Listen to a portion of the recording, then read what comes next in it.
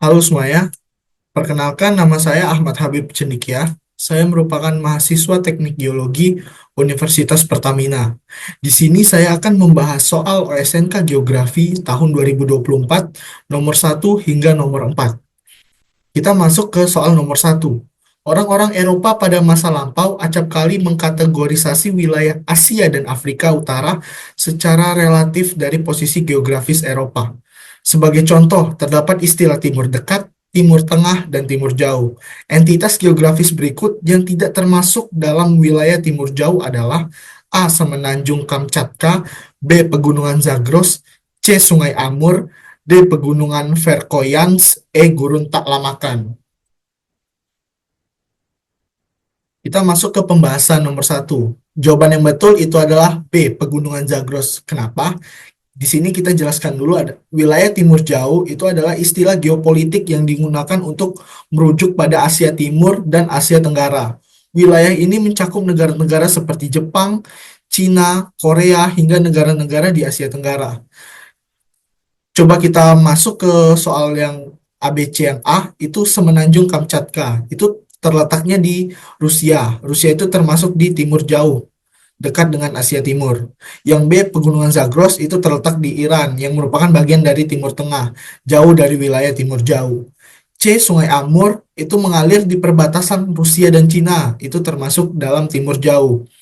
Pegunungan Verkhoyansk yang D itu terletak di Rusia Timur Jauh, bagian utara dari Asia Timur.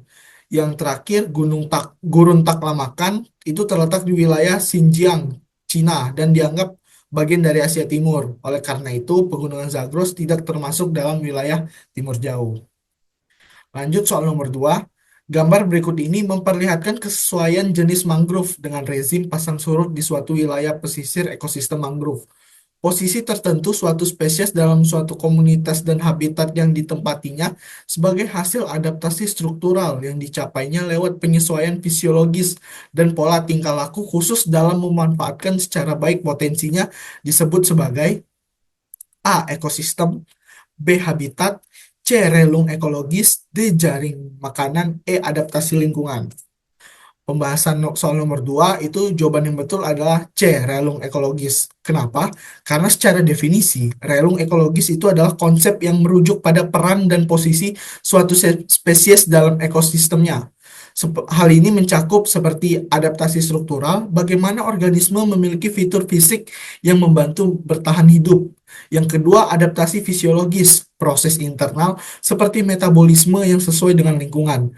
Yang ketiga, adaptasi perilaku, pola tingkah laku spesies untuk memenuhi kebutuhannya di habitat. Sebagai contoh, spesies mangrove seperti Rhizopora yang berada di gambar tadi memiliki akar tunjang untuk bertahan di zona intertidal, menunjukkan relung ekologis yang spesifik.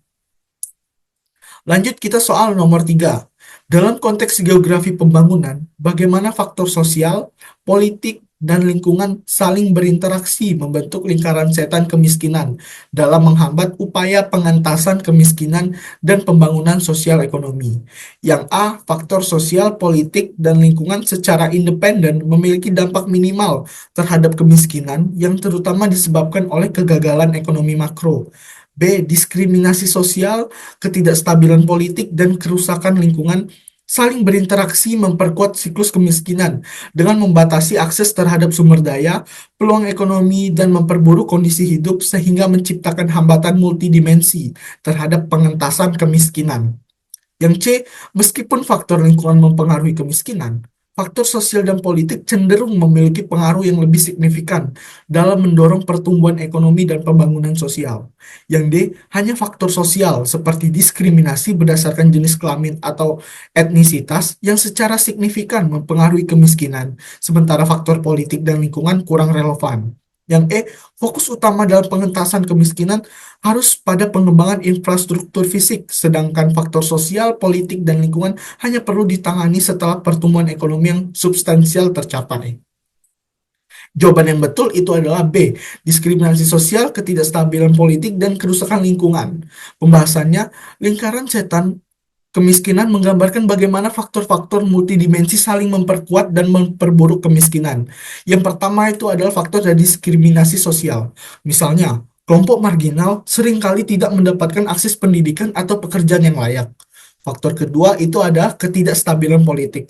Pemerintahan yang lemah atau korup menghambat kebijakan pengentasan kemiskinan.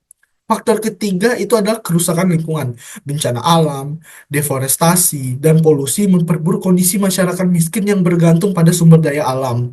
Kombinasi ini menciptakan hambatan sistemik dalam mengurangi kemiskinan karena satu masalah memperkuat masalah lainnya. Lanjut kita soal nomor 4. Smart Fish Indonesia Sustainable Market Access Through Responsible Trading Office in Indonesia adalah salah satu program dari PBB yang bertujuan untuk memperkuat rantai nilai ikan patin, rumput laut, dan tuna di sektor ekspor perikanan Indonesia.